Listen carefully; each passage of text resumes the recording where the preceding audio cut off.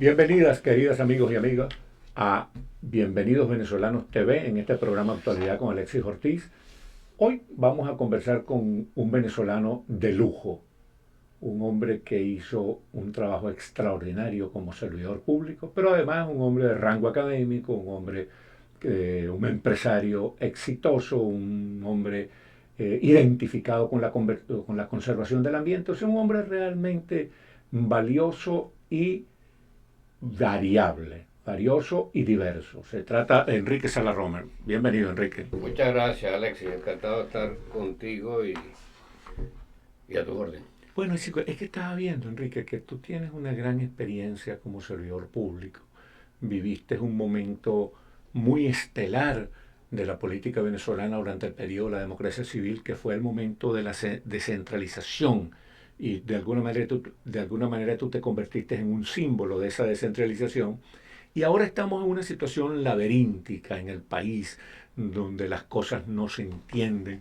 El gobierno ha destruido la economía del país y todo lo que es el gobierno, la narcodictadura castrochavista, ha destruido todo lo que se puede destruir en el país, pero la oposición democrática no ha tenido hasta ahora, después de más de 2 décadas de esa dictadura, no ha tenido la capacidad de recuperar, de rescatar la democracia. Y ahorita se está hablando de unas elecciones primarias y bueno, eso es lo que yo quiero que con tu experiencia nos comentes. Alexis, tú recuerdas que mi primera elección a la gobernación de Carabobo, Venezuela, para quienes no lo saben, nunca había elegido un gobernador, fue una sorpresa para todo el país. Yo me enfrentaba a la más poderosa maquinaria de Acción Democrática. Acción Democrática jamás había perdido una elección en mi estado y yo en apenas 9 semanas lo derroté. ¿Por qué se dio ese fenómeno? Porque los partidos estaban en una etapa de desmoronamiento. La gente comenzaba a abandonar, como está ocurriendo. A mí me gusta compararlo con la digitalización, porque el proceso que estamos viviendo es un proceso de desintermediación. Cuando tú llamas un Uber, estás liquidando, dejando a un lado la, Los taxis, a pues. los taxis. Pues. Cuando tú mandas un dron, tú estás dejando toda una fuerza aérea a un lado y siendo mucho más preciso. Cuando tú llamas a Amazon, estás dejando a un lado Las editoriales. las editoriales. Y cuando vas a la política, los partidos están siendo intermediados. Entonces ellos hablan de antipolítica, y no es antipolítica, sino que la política ha cambiado en su esencia. Tú no te puedes imaginar, por ejemplo, a un partido como el que nosotros conocimos, Acción Democrática, o COPEI o cualquiera de estos, en las cortes de Luis XIV, Claro, por cierto. el Rey En Sol. consecuencia, si vamos hoy no a una sociedad de masas, sino a una sociedad en que cada quien con su celular se siente con cierta autonomía y derecho, además de expresar su opinión, tenemos que buscar una forma distinta de hacer política. Y el hecho mismo de que yo pudiera emerger de esa manera fue aprovechado por dos vertientes.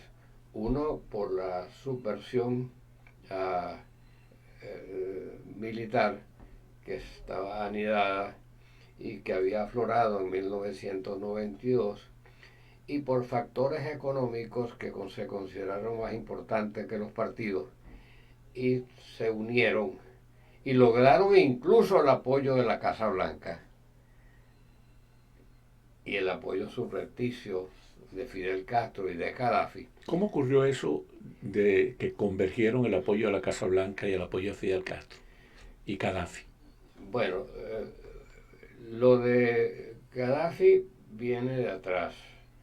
Quienes quieran leer todo el trayecto pudieran acudir a mi libro El futuro tiene su historia, donde yo tomo distancia personal de los acontecimientos, pero tengo que relatarlo porque fui en cierta forma uno de los protagonistas. Ese libro está en Amazon, queridos amigas y Sí. amigos.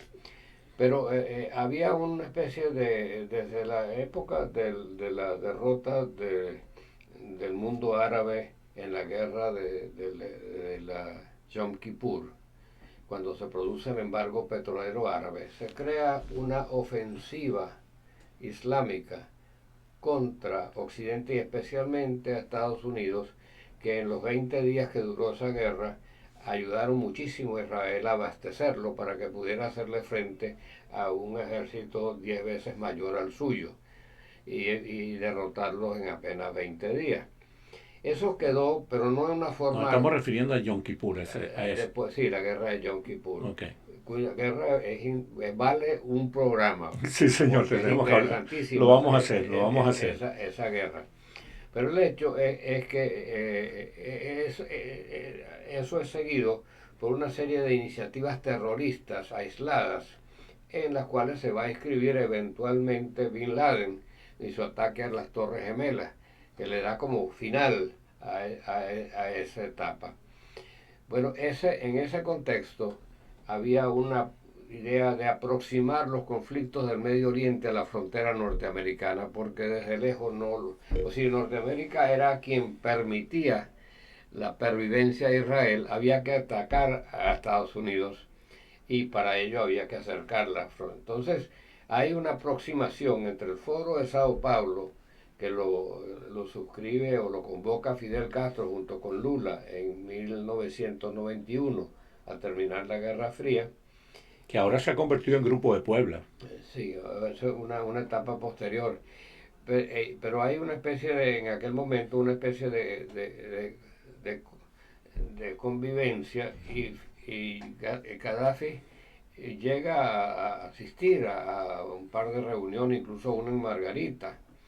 Pero en 2004, por otra parte, ya Chávez en el poder, cuando Estados Unidos ataca a Irán, se crea el ALBA, la Alianza Bolivariana para los Pueblos de América, y se incluye como, como miembros observadores el ataque a Irak, dije Irán. Sí.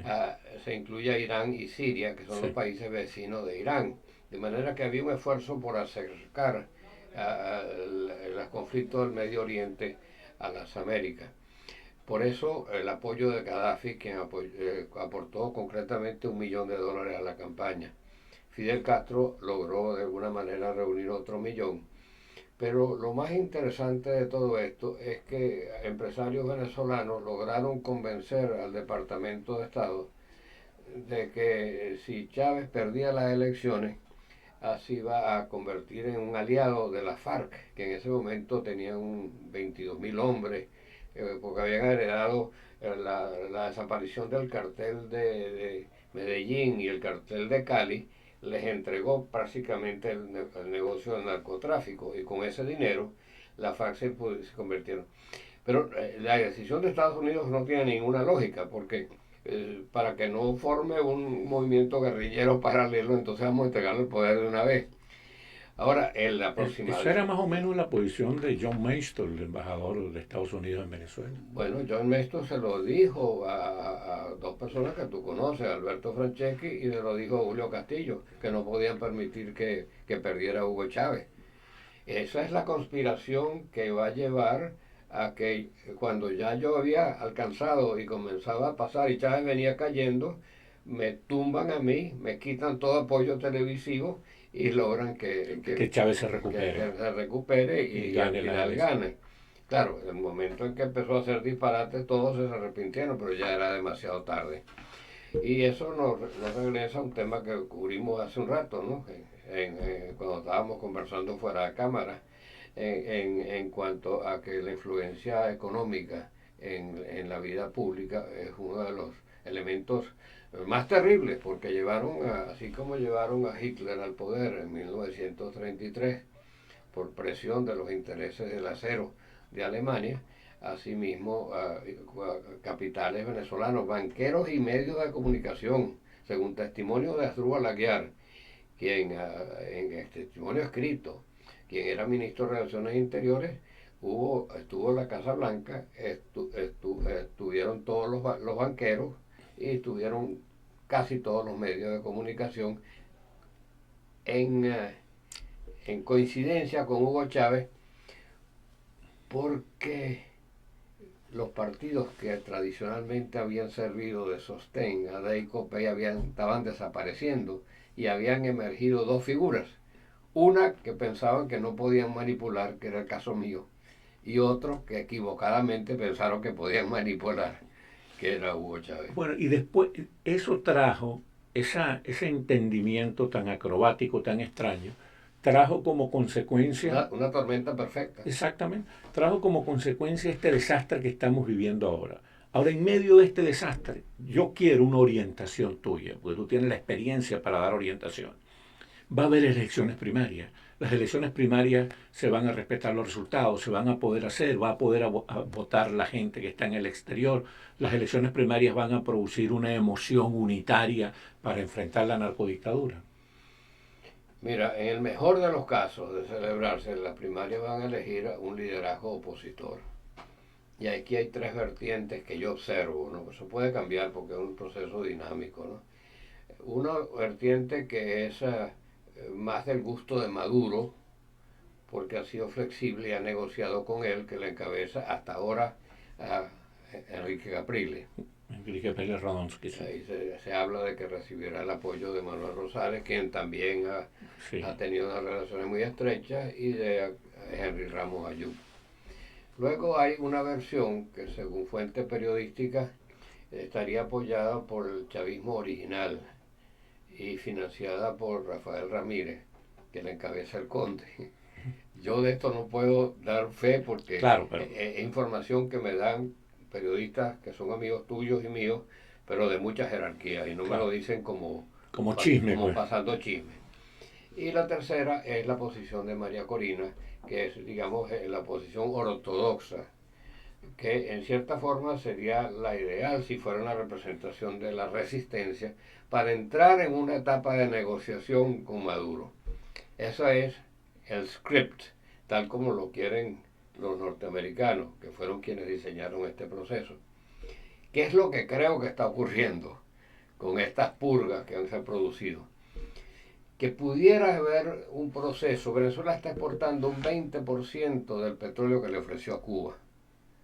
De 110.000 barriles bajó creo que a 30.000 barriles diarios.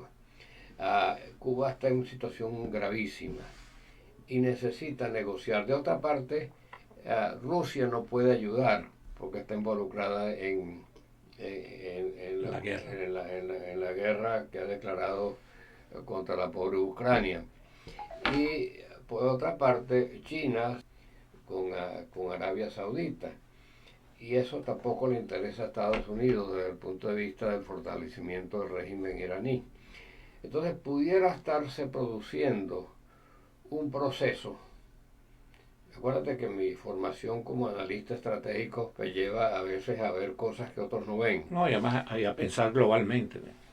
Es que Cuba, siendo un país dependiente políticamente de Rusia, pero que a su vez nutrido económicamente de Venezuela, esté negociando con Estados Unidos y Estados Unidos haya puesto como condición un desprendimiento de Irán.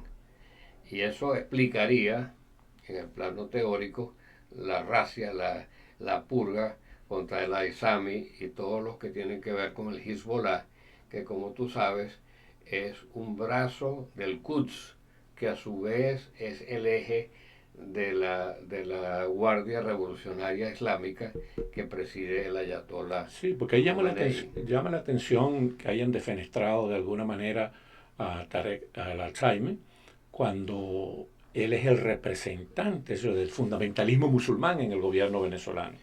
Sí, su padre fue un dirigente del Baas, al cual pertenecieron la familia Assad, y también, por cierto, Saddam Hussein, aunque eran enemigos entre sí.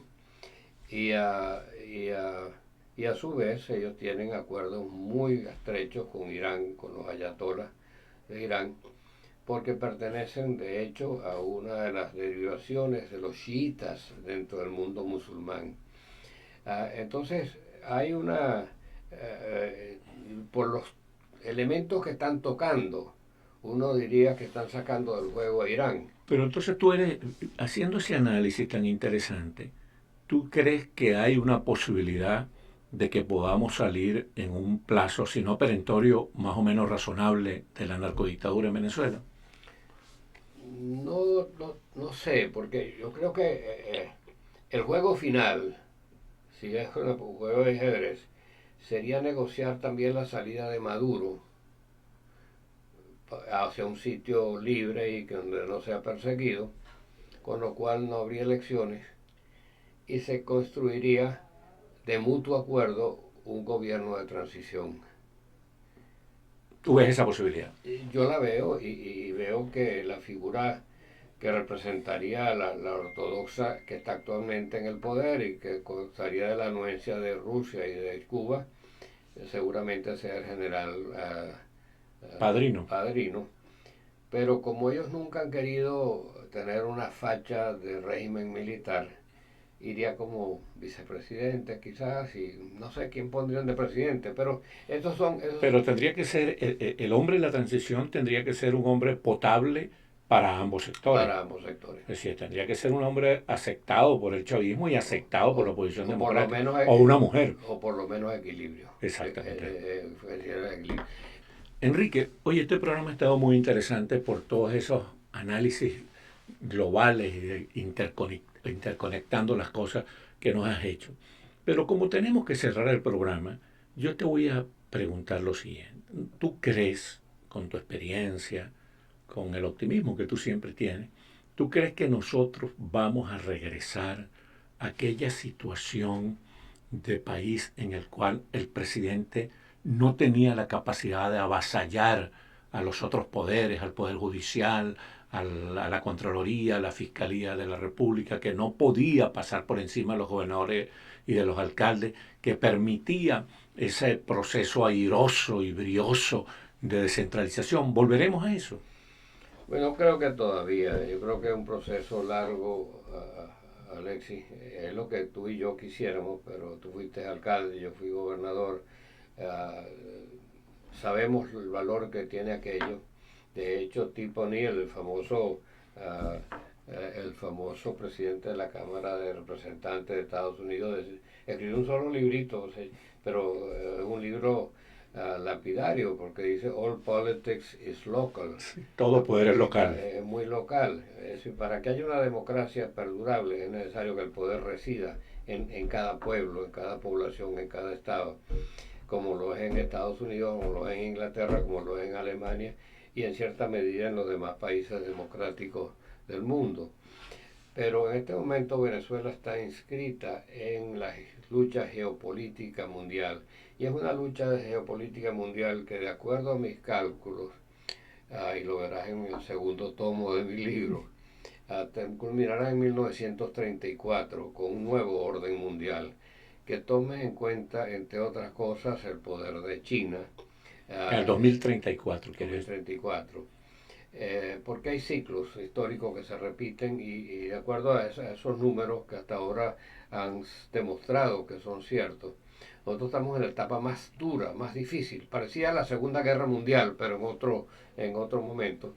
Que así como la Guerra Mundial fue cruenta y se llevó a 60 millones de personas, terminó en la creación de las Naciones Unidas y lo que hablamos en otro momento, en el nuevo orden. Hoy se requiere un nuevo orden que tome en cuenta la inteligencia artificial y sus limitaciones, que tome en cuenta los derechos del espacio, porque ya están lanzando cohetes para tener control del lado oscuro de la luna de Sí, los señor. Estados Unidos. Y Putin ha amenazado con destruir el sistema GPS con sus cohetes. Entonces, que tome en cuenta que hay empresas mucho más grandes que países y que en consecuencia tiene que haber una fórmula de coexistencia. O sea, así como con la revolución industrial se deshicieron los imperios y nacieron las naciones, hoy en día hay un proceso que tiende a globalizar, pero al mismo tiempo debe reafirmar lo local. En algún momento, hace 1995, yo hice erigir un monumento muy grande que decía, y con eso podemos concluir, que el gran reto de nuestra época nos llevan a conciliar las fuerzas que nos llevan al encuentro del mundo con las fuerzas que nos llevan al encuentro del hombre. Sí, señor. La ciudad junto con el planeta. Muchísimas gracias. Qué buen programa con Enrique Sala Romer, ex gobernador y ex candidato presidencial venezolano y un analista, pero de primera línea, un analista de la política internacional muy consistente y muy denso. Muchísimas gracias, queridas amigas y amigos, por haber tenido la amabilidad de vernos y escucharnos.